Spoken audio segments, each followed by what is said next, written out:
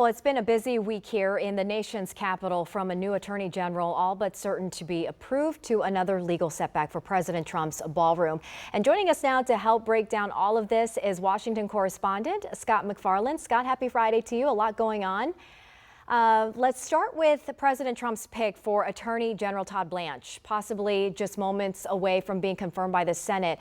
His nomination was hanging in the balance until Louisiana Senator Bill Cassidy announced that he would vote for Blanche. It's a remarkably narrow margin, this imminent confirmation of Todd Blanche, but it's not surprising.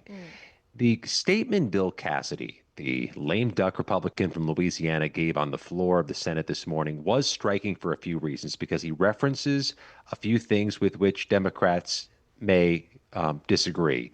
He said that Todd Blanche appears to be an opponent of those January 6th U.S. Capitol riot pardons Trump issued. I've looked through all Todd Blanche's statements. I've been there at the news conferences, have never heard Todd Blanche quarrel with those January 6th pardons. I have heard him serve as a surrogate for those pardons.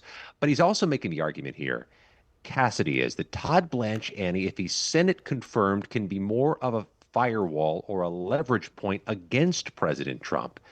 We'll see if people agree with that or not, but that's the argument Cassidy's making.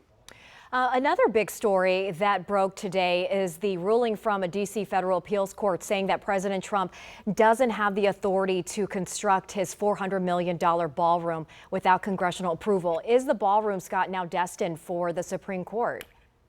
I think it's inevitably going there, and here's the bottom line. For the next 2 weeks at least, for the next 2 weeks full, they can continue working on the ballroom. They can continue with their excavation and reconstruction. The court put its order on hold for 14 days.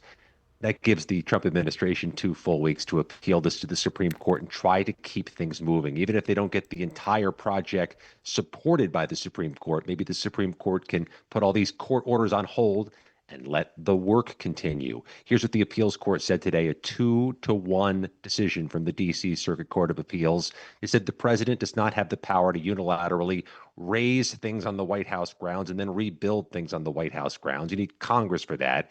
And that the administration just did not do the consultations and reviews they promised they would do. But all of this goes back to a higher level court, probably as early as Monday. We'll see how fast the Supreme Court can rule on whatever challenge comes their way. All right, we'll see what unfolds from that. And the story that we've been following all week, Scott, the felony vandalism case against former Olympian David Hearn was dismissed by a judge after his and all the other reflecting pool vandalism cases were dropped. Do you think there is a coming lawsuit in the works as President Trump continues to insist without evidence that they're guilty? First of all, excellent reporting by WUSA 9 throughout this whole saga and odyssey. I talked to David Hearn's defense lawyer, Norm Eisen, who works here in D.C. He said they're, quote, pursuing all remedies. It's a really vague way of saying we're not going to tell you what we're going to do next until this case is fully killed off by the court. Here's the thing, Annie. They have temporarily dismissed this case. It gives the Department of Justice the capability of bringing it again in the future, but David Hearn wants it killed permanently.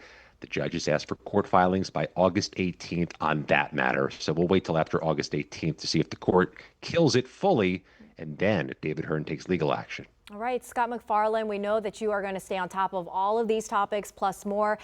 Thanks so much for your time. Be sure to follow Scott's reporting on Scott MacFarlane Reports on YouTube as well as his other social media. Thank you so much, Scott, for your time. Have a great weekend.